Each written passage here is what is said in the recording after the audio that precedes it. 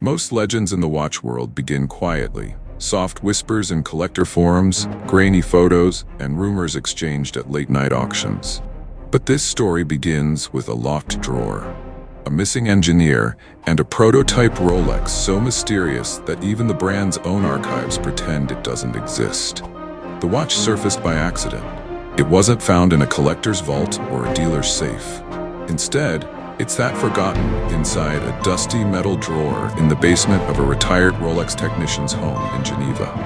His grandson, clearing out the house after the old man passed away, didn't know what he had discovered at first. It was packaged in an unmarked wooden box, wrapped in a faded service cloth, and accompanied by a single handwritten note. Not for release. Internal test model, 1972. Inside the box lay a watch that should not exist. At first glance, it resembled a Submariner. Same silhouette, same unmistakable case shape. But the differences were immediate. The bezel insert was a dark gunmetal gray, unlike anything Rolex ever produced publicly during the 1970s. The dial carried no text except a small crown at 12 o'clock, no depth rating, and no Submariner name. It was sterile, unnerving, almost militaristic. And the movement, that was the real mystery. The case back had never been opened.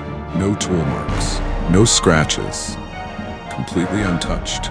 And stamped inside the lugs was a reference number that didn't match any known Rolex catalog, testing Series 1A. Historians had seen similar markings only on models built exclusively for military trials. And even then, Rolex denied their involvement. The grandson took the watch to a local dealer. The dealer took one look at it and immediately called a friend. Then that friend called another. Within 48 hours, 3 private collectors, 2 historians, and a former Rolex executive were all crowded into a tiny office staring at a watch they had no record of. Phones were turned off. Curtains were closed. Everyone knew this was not a piece Rolex would ever acknowledge. One historian proposed it was part of a secret pressure resistance experiment Rolex conducted in the early 70s. Another suggested it was a prototype for a military contract that was later canceled. The former executive simply shook his head and said, "This should have been destroyed." Most prototypes are destroyed after testing.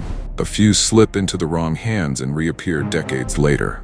But a prototype with this level of secrecy? That was unheard of.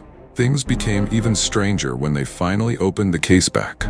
Inside was a movement no one recognized, an early experimental hybrid between 2 famous Rolex calibers, one known for precision, the other for durability.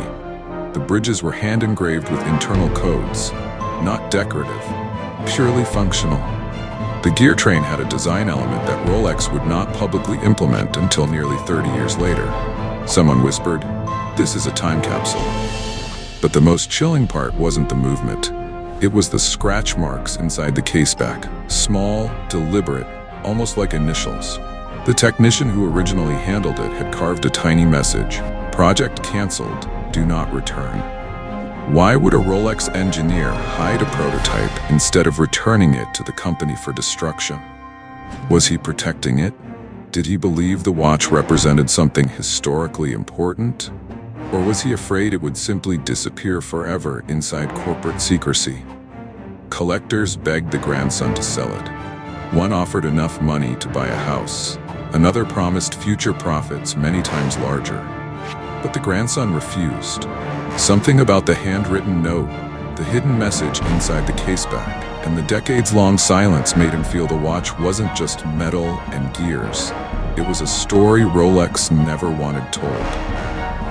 When news of the watch leaked online, even Rolex quietly reached out, asking if they could inspect the model for archival purposes. That only confirmed suspicions. If the company wanted it back, it meant the prototype was real, and possibly reveals a chapter of Rolex history that contradicts their carefully controlled public narrative. To this day, the watch remains locked away in a private safe.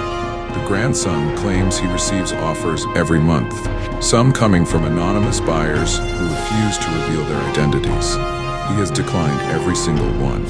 He says he's preserving it, not as a collector's piece, but as a reminder that even the world's most transparent luxury brand still has secrets buried in the shadows of its past. And perhaps that is why this Rolex was never meant to be seen by the public.